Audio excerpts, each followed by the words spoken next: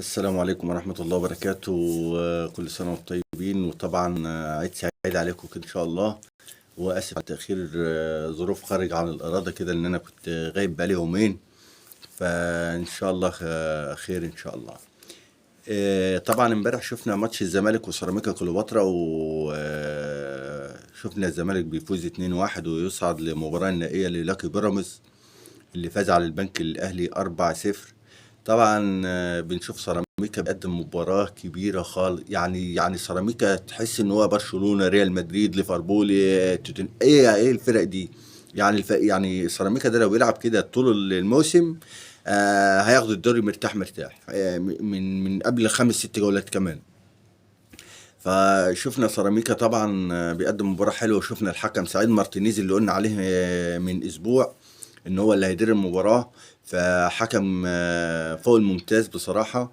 مع انه من هندوريس، يعني فرق بتاع 30 ساعة سفر يعني. فألف مبروك للزمالك، وزيزو بيقدم ملحمة. يعني زيزو امبارح بينزل في الدقيقة تقريبا 65، في الدقيقة 90 بيجيب جون وبيصعد بالزمالك للمباراة النهائية. فهنستنى نشوف بيراميدز والزمالك يعملوا ايه في افريقيا عشان يلعبوا المباراة النهائية بتاع كاس مصر.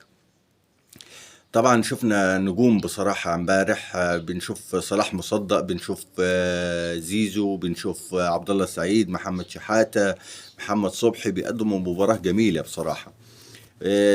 شفنا المدرب علي ماهر طبعا عامل حاجة حلوة قوي في سيراميكا، بزلاكا واحمد بالحاج، قندوسي، اسلام عيسى، فخر لقاي، موكا، الواد التوني اللي جاب الجون ده ولا موكا. فلاعيبه بصراحة جميلة. موضوع زيزو بقى، موضوع زيزو يعني في كأس العالم. زيزو كلام موثوق منه، معلومة. زيزو في كأس العالم هيلعب بقى مع الأهلي، مع العين الإماراتي، والكلام ده أنا قلته من أسبوع. لكن هو زيزو أبوه بيلعب على جنبين. ماضي بقى هيلعب كأس العالم ويرجع، هيلعب بقى مع العين كأس العين، كأس العالم للأندية ويرجع. لا، زيزو هيلعب كأس عالم. فخلينا نشوف. طبعا هو الأهلي عامل حالة كده، ايه، كل شوية نجم يظهر يروح يجيبه. يعني ايه؟ يعني مصطفى محمد ممكن تشوفوه برضه. يعني دلوقتي في مفاوضات مع مصطفى محمد، مع زيزو. طب ما انت عندك محمد شريف فاضي، مش راضي ترجعه. ومحمد شريف بالمناسبة هتلاقيه في الزمالك الفترة الجاية. يعني محمد شريف هتلاقيه في الزمالك الفترة الجاية. هو الاهلي يعني دلوقتي الاهلي الاسماعيلي ما عادش فيها لعيبه زي الاول. اللعيبه اللي كان بيجيبها من الاسماعيلي، اللي هي بركات واسلام الشاطر ومش عارف عماد النحاس وسيد معوض، دلوقتي ما عادش فيه لعيبه في الاسماعيلي.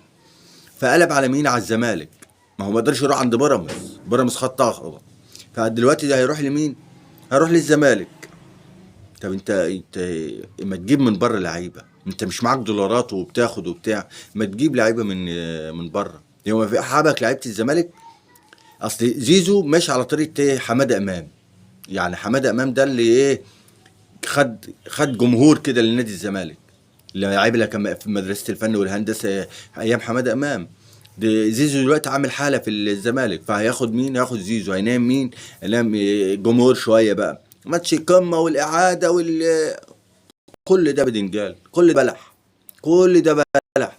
بس هم هيقولوا صار شويه تصدق اي حاجه، اي كلمه يقولها مجلس الاداره يصدقوها. مفيش، هم عندهم كده. دي حاجه. الحاجه التانية طبعا موضوع بيراميدز والاهلي. الماتش بحكام اجانب، واللي هيدفع بيراميدز. وبيراميدز بعد جواب لاتحاد الكوره انه عايز حكام اجانب.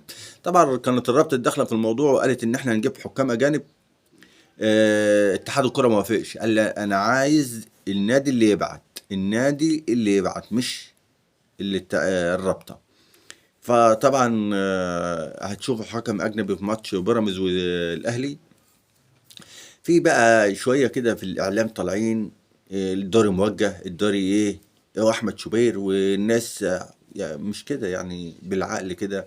هو الدوري ده موجه ايه؟ موجه لبيراميدز. بيراميدز خد الدوري كام مرة؟ بيراميدز خد الدوري كام مرة؟ ما خدش ولا مره. يبقى موجه ازاي؟ انت واخد الدوري كام مره؟ 44. منهم كم مرة موجه؟ اقرب واحد منافس ليك خد الدوري كم مرة؟ الزمالك خده كم مرة؟ 13 مرة، 14 مرة. يبقى مين اللي موجه؟ قبل ما تقولوا الكلام لازم تعقلوه، لازم تعقلوه. مش كده. المشكلة ان جماهيركم بتصدق، يعني المشكلة ان الجمهور بيصدق وبيمشي وراكم. فمش كده، لازم الكلمة اللي تقولوها تعقلوها شوية. سيبكم من اللي بيطلع على القنوات ويطلع يقول لك الدوري والدوري موجه وبيراميدز هياخد الدوري ما ياخد الدوري. السنة اللي فاتت بيراميدز كان الناس كلها قالت بيراميدز ياخد الدوري، وفي الاخر الاهلي اللي خد الدوري. بايه؟ بحسين الشحات مره داس على بطن اللاعب وخد ضربه جزاء، بابراهيم عادل اللي خدوه المنتخب وقالوا ايوه هنرجعه وما رجعوهش، بحاجات كتيره. فبلاش، عشان ايه مش عايزين نتكلم اكتر من كده. شكرا والسلام عليكم.